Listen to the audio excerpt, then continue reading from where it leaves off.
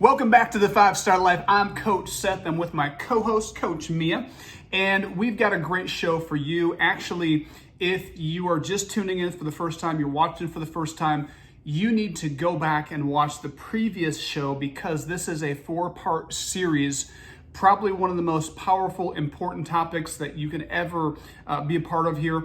And because we're talking about identity, like who you are at your core. It's one of the most important things because, and I was just actually last week, I had the opportunity to go visit some of our students, our 5-Star Life students in some of our public schools. And I had Mia, several students ask me the same question. They said, Coach Seth, like, how are you so positive all the time? And one girl in particular, she was super kind, very gracious, but she said, like, I like the videos, they're nice, but to be honest with you, Coach Seth, you're so positive, you're so happy, I find it hard to relate to. Like, it's just hard for me. And I told her, and I told the other students, I said, well, ultimately, I wasn't always this positive, always this happy, always this upbeat. So how did I get here, and how do I, for the most part, live here? Well, it comes down to this simple conversation about identity. Like, it comes back to that question of who am I? Because I know who I am, and because I like who I am and love who I am, which some people are like, oh my gosh, that's kind of weird. And, weird, I don't know. I think we have this weird complex, and it's almost like we ignore this idea that it's important to like who you are and love who you are, not in a vain sense, not in an arrogant sense, right, but in a I'm comfortable in my own skin sense. Like, I understand myself. And I know I have some blind spots somewhere, right? But I'm aware of my strengths. I'm aware of who I am. I'm aware of where I'm going. I'm aware of what I need to work on, right? I'm aware, and I know who I am. See, the biggest problem, if you don't know who you are, is you are confused, right? I mean, that's where confusion comes. We're like, I don't really know who I am. I'm insecure. I'm not sure really where I'm going. And the problem is this: if you don't like yourself, if you don't love yourself, well, that's a major problem because, like, if I don't like Mia, I can just get up from the chair and walk away. If I'm living with somebody that I don't really like, I can even at least go to the other room. If I don't like this person in this moment, we're having a little tiff. If I don't like them in this moment, I can get up and move. But if you don't like yourself, if I don't like who I am, that's tough because everywhere I go, there I am. And so, this idea of identity, and in the previous session, we talked about this power, this superpower we have that we rarely tap into. It's the power of reaching inside yourself and knowing at your core who you are. And if you're just tuning in this time, go back and listen because I broke this down into a couple parts. There is this conscious part of you that's listening, engaged, alert, awake. And then there's the subconscious part of you that is beneath the surface.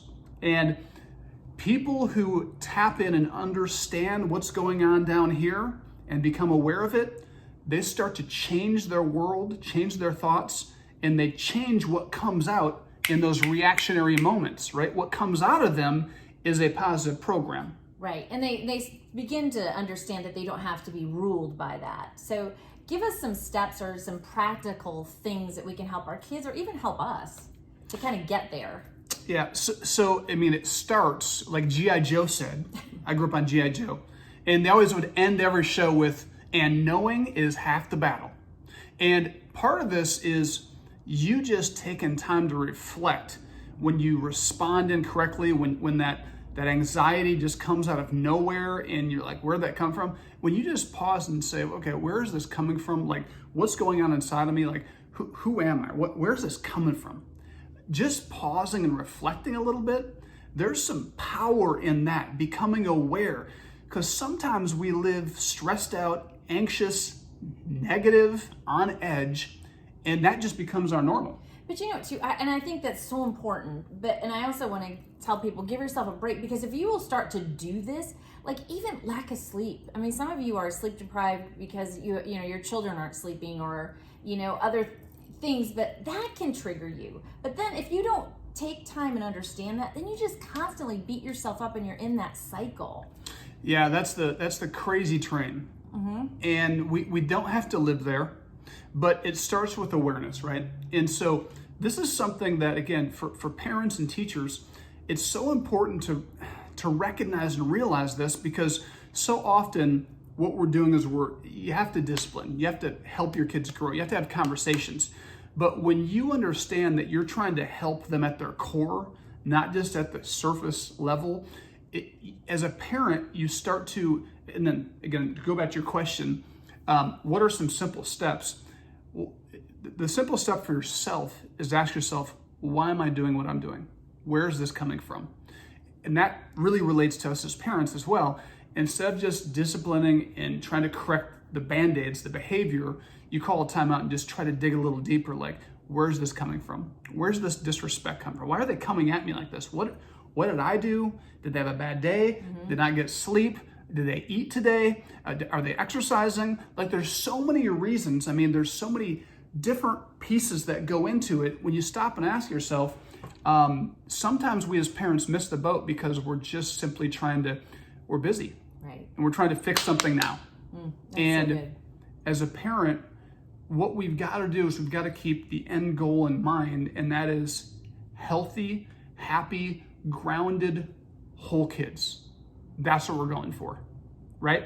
And to get there, we've got to help them realize this for themselves. They want to be happy. They want to be whole. They want to be successful. So as you're learning yourself, involve them in this process by talking to them about that. Like, even when sometimes you're in the middle of a negative situation, there's conflict that's already out there. Maybe you hammered them on something they did wrong. Now there's a conflict. Sometimes pausing and just taking a breath and just saying, okay, I'm sorry, let's do a do-over. How did we get here? I'm frustrated, you're frustrated. What's so frustrating about this moment? Just talking about that gets beneath the surface. And what it does is it's teaching them how to self-regulate, how to get a grip, right? Right. And acknowledging that, you know what, we're all human and I didn't do this correctly, but let's together recreate this situation. Yeah. So it's a very powerful, simple step. And ultimately, there's another thing I'm gonna give you just a sneak peek, and then we'll hit this in the next segment. But there is something you can do to actually pack great stuff in your core, right? If in your core, your subconscious, unconscious mind is what drives you, what creates good behavior or bad behavior, then if you can pack stuff in your core, if you can kind of hack your core and change that from the inside out, that's your superpower, right? And there's little things that we do that are coming from the subconscious. For example, if you grew up in a home that there was fighting, arguing, maybe violence, and you didn't know when you're going to be loved, you didn't know when you're going to be hurt.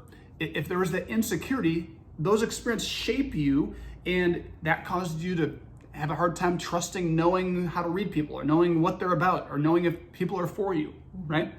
And on the opposite end, if you grow up in a home that's full of love and support and encouragement, and it's very consistent, then deep in your core is this idea that you're secure, you're safe, people are for you, you have a confidence level and a security in your family that is powerful.